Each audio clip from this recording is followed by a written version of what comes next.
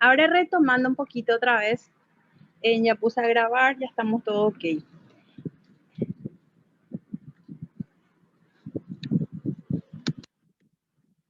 Hablamos de las vías de administración de los fármacos. Entonces, hablamos que son las rutas a través de las cuales los medicamentos ingresan dentro del organismo del animal para producir ciertos efectos, ¿sí? Entonces, hablábamos también que dependiendo de la vía de administración, estos fármacos se absorben con mayor o menor rapidez. También depende del efecto que nosotros deseemos. De repente, si con un fármaco que le aplicamos de manera tópica ya logramos el efecto que deseamos, entonces no hace falta que ya le administremos por vía oral ese mismo fármaco. Dentro de las vías enterales, podemos decir que el aparato digestivo es la vía de administración más utilizada para lograr lo que es un efecto local, así como también para obtener lo que es un efecto sistémico dentro del organismo del animal. Hay varias ventajas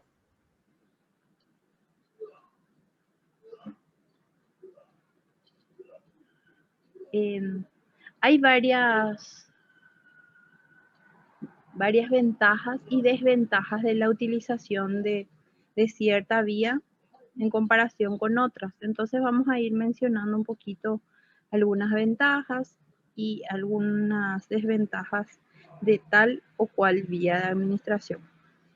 Si hablamos de lo que es la vía oral, mencionábamos de que es la más utilizada y sus principales ventajas son: 1, la facilidad y conveniencia de administración; 2, el bajo costo; 3, la seguridad.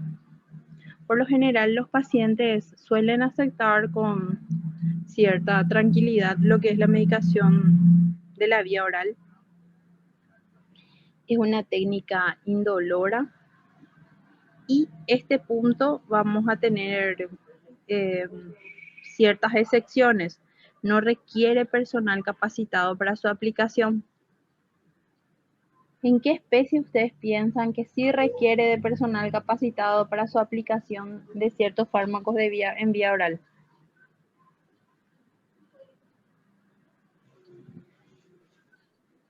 Bovino, profe. Muy bien. ¿Otra especie? Dentro de todo el bovino, vamos a acceder.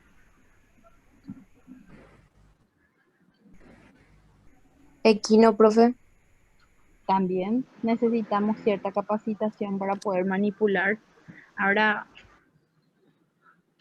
hay especies un poquito más complicadas para lo que es su manipulación y suministrarles fármacos orales, por ejemplo.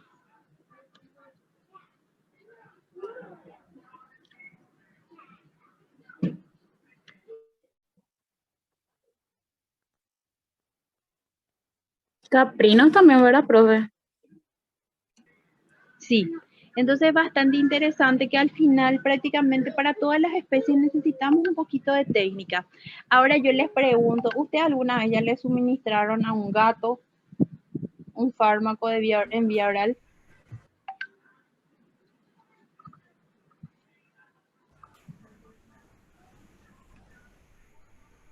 Gato no, pero sí muchos perros.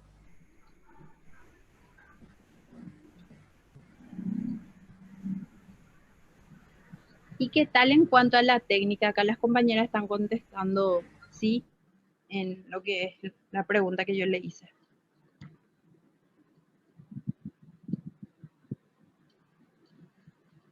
¿Fue difícil? ¿Fue fácil la administración? Es bastante difícil, profe. Algunos no se dejan y la mayoría de las veces necesitas ayuda de otra persona. Ok, súper bien. Acá la compañera está comentando que no fue tan difícil, al menos en el de ella. El de ella se dejó, ¿verdad? Entonces ustedes cuando trabajen justamente en las clínicas, ¿verdad? Entonces, raras veces ustedes van a ver que se va a administrar, por ejemplo, lo que son comprimidos o pastillas en los gatos. Siempre vamos a ver más inyectables.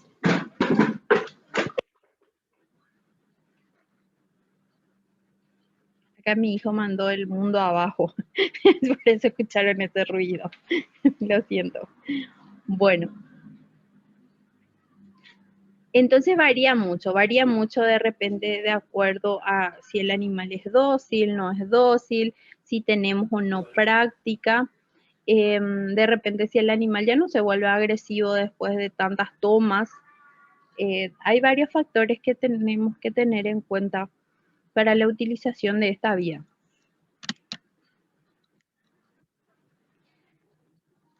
Acá hay algo interesante también en que menciona que tenemos la necesidad de cooperación del paciente para una terapéutica óptima. Entonces necesitamos que nuestro paciente coopere, necesitamos que se quede, que no nos arañe, que en el caso de un perro no nos quiera morder. Y si en el caso de que el perro o el animal sea agresivo, que nosotros manejemos la técnica. Después también una desventaja, hay una posibilidad de que la absorción se retarde en un promedio mínimo de 30 a 60 minutos. También acá la compañera mencionó de que le suministraba, una de las compañeras que le suministraba con paté, por ejemplo. De repente las personas le suministran con paté, con leche, de diferentes formas. Entonces, en el caso que le suministremos con algún alimento, tenemos que cerciorarnos de que consuma la totalidad de ese alimento, porque ahí justamente está la dosis de nuestro fármaco, que no sea que una fracción consuma y la otra fracción se desperdicie. Entonces está eso también.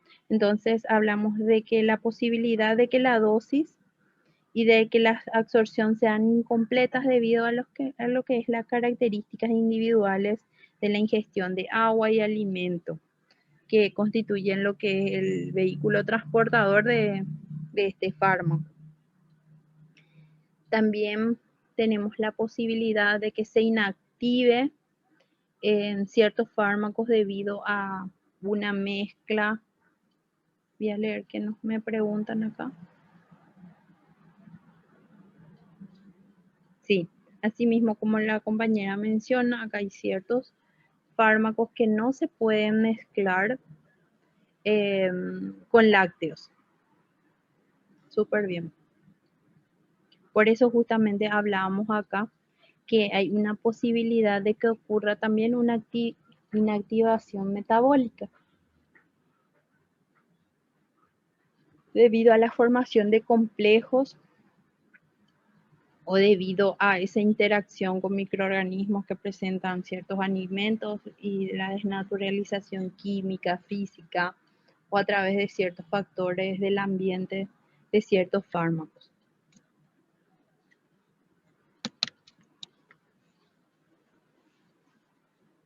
Después hablamos un poquito de lo que son las vías parenterales, pulmonar, intravenosa. En lo que es la pulmonar, el revestimiento alveolar es muy permeable, solo es accesible para dos tipos de compuestos, los gases terapéuticos y lo que son los aerosoles.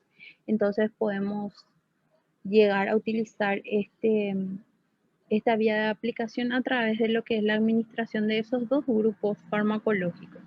Después tenemos la vía intravenosa. Es útil cuando se desea obtener efectos inmediatos, en el cual nosotros hablábamos de que hay fármacos que necesitamos que actúen de manera rápida y otros que podemos pegarnos el lujo de esperar media hora, 30 minutos para lo que es la posterior aplicación de este fármaco. Chicos, espérenme un ratito, voy a traer mi cargador porque me estoy por quedar sin batería.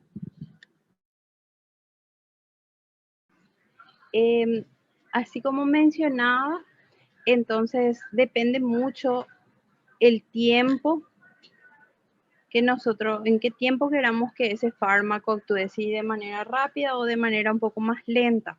Entonces, dependiendo de eso, vamos a elegir lo que es la vía de aplicación de este fármaco. Entonces, acá vemos la intravenosa, que es útil cuando se desea efectos inmediatos, en el cual nosotros necesitamos concentraciones sanguíneas exactas a una gran velocidad por la presencia de este fármaco en sangre.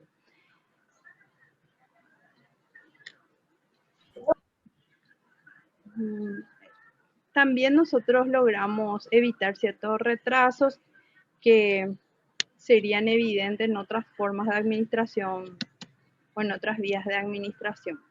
La desventaja que tenemos con esta vía de aplicación es que una vez inyectado el medicamento, poco o nada podemos realizar el retiro de este fármaco, ya que lo estamos aplicando directamente en lo que es la corriente sanguínea.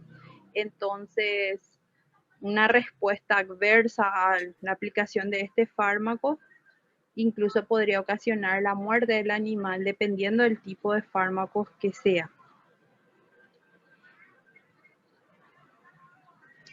También nosotros hablamos que a menudo las reacciones tóxicas a los fármacos que se suministran por esta vía son instantáneas y graves. Por ejemplo, podemos tener una respuesta anafiláctica que ocurre con más frecuencia como una reacción masiva a un antígeno anticuerpo. También otras complicaciones que podemos tener con la utilización de esta vía de aplicación incluyen lo que es la vasculitis, la hiperpirexia, que consiste básicamente en el aumento de la temperatura corporal debido a la presencia de pirógenos en el producto inyectado. En el caso, por ejemplo, de lo que son los liposacáridos bacterianos. También puede ocurrir inoculación de agentes patógenos contaminantes que pueda producir o que pueda formar hematomas por la extravasación en la piel del área de inyección. También nosotros tenemos que tener en cuenta lo que son las características individuales de ciertos grupos farmacológicos. Por ejemplo, hay fármacos que producen necrosis en el lugar de aplicación del fármaco. Entonces,